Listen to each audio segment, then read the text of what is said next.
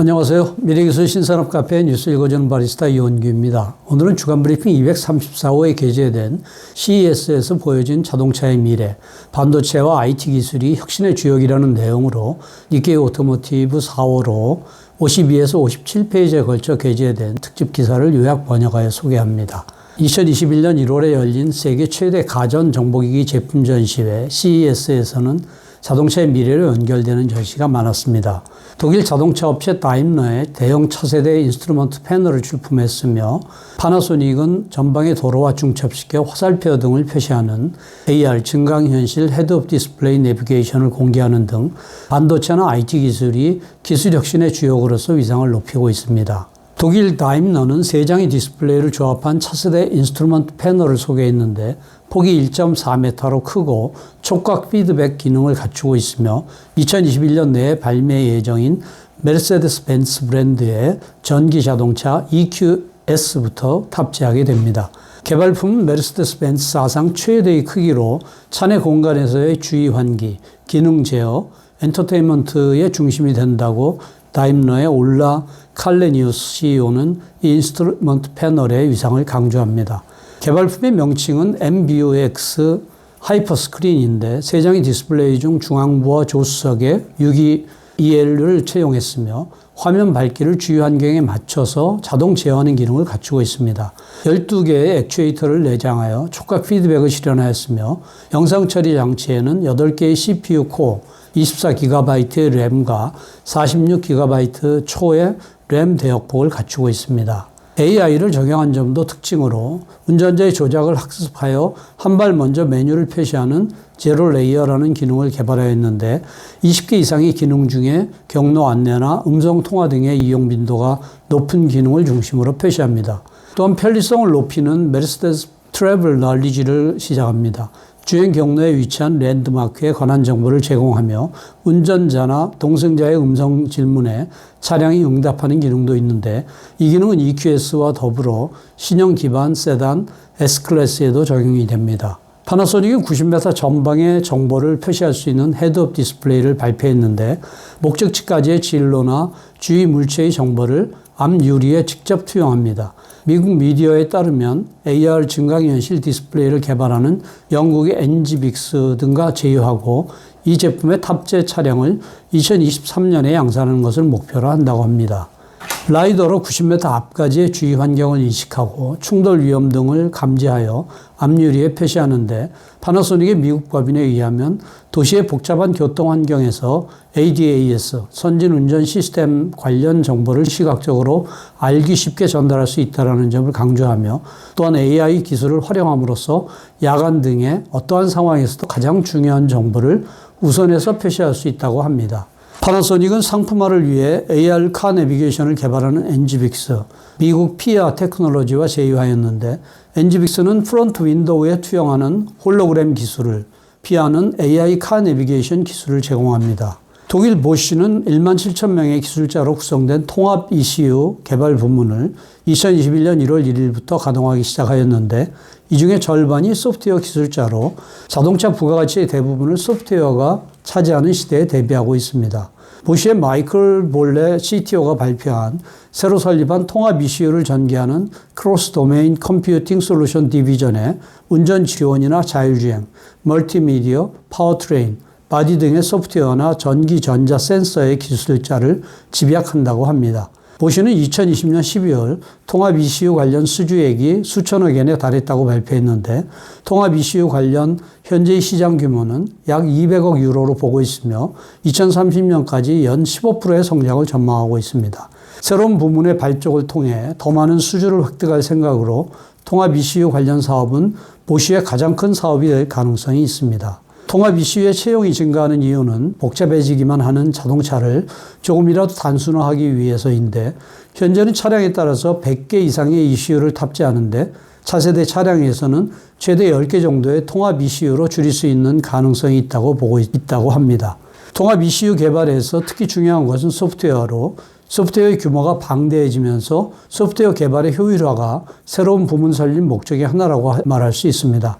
약 10년 전에 자동차에 탑재된 소프트웨어의 소스 코드는 약 1000만 행이었는데 현재는 운전 지원 기능이 없는 차량에서도 1억 행에 달하며 미래의 자동화된 차량에서는 최대 5억 행에 달할 것으로 예상한다고 합니다.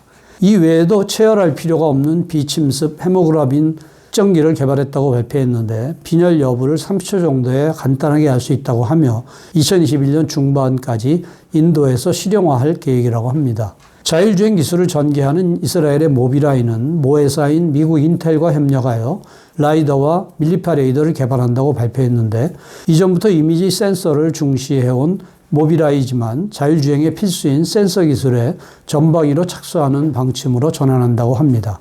라이다용 시스템 온 칩을 인텔이 양산하고 2025년부터 모비라이가 채용하는데 인텔의 뉴멕시코 공장에서 양산할 계획으로 라이다의 측정 거리는 300m로 길며 자율주행 기술에서 선두를 달리는 미국 웨이모의 제품과 동등한 수준으로 보입니다.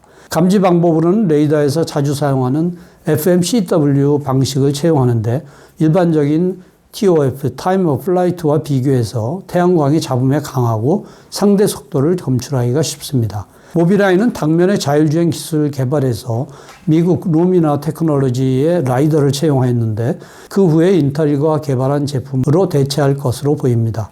또한 모비라이는 소프트웨어로 정의한 밀리파 레이더의 개발 계획을 밝혔는데 상세 내용은 불분명하지만 2304채널을 갖추고 100dB의 다이내믹 레인지, 40dB의 사이드 로브 레벨에 달한다고 합니다.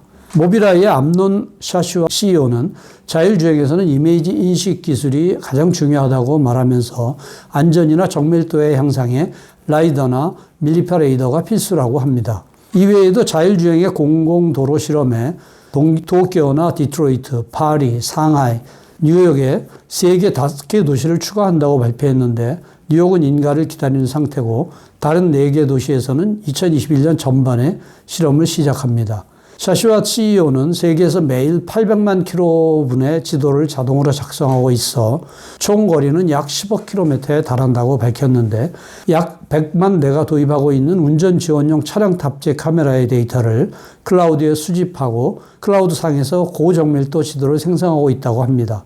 도쿄에서 시작하는 공공도로 시험에서도 이 방법으로 생성한 지도를 활용할 것으로 보입니다. 캐나다의 대형 자동차 부품업체 마그나 인터내셔널의 스와미 코타기리 CEO는 향후 전동화에 주력해 EV의 차체나 제조 등을 담당하는 플랫포머를 목표하고 한국 LG전자와의 협력에 대해 어필하였습니다. 양사는 2020년 12월 전동 파워트레인 등을 전개할 회사로 LG 마그나 e파워트레인 를 설립한다고 발표했으며 새로운 회사에서는 모터나 인버터, 차량 탑재 충전기 등을 제조한다고 합니다. 마그나에 따르면 전동 파워트레인 시장은 지금부터 2030년에 걸쳐서 크게 성장한다고 보고 규제 당국의 인가를 얻어 2021년 7월에 설립을 마무리할 예정입니다. 또한 EV 플랫폼으로서 스타트업 EV 업체를 지원하며 제휴하고 있는 미국 피스커와 2021년 1월에는 ADAS를 공동 개발한다고 밝혔습니다.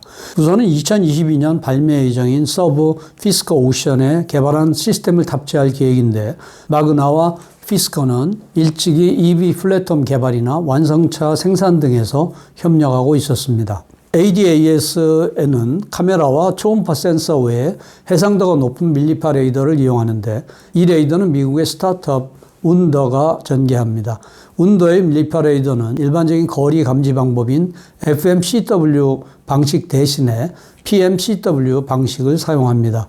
PMCW는 FMCW와 비교하여 악조건 환경에서의 감지 능력이 뛰어나다고 하며 디지털적인 감지 방법이기 때문에 디지털 이미징 레이더라고도 부릅니다.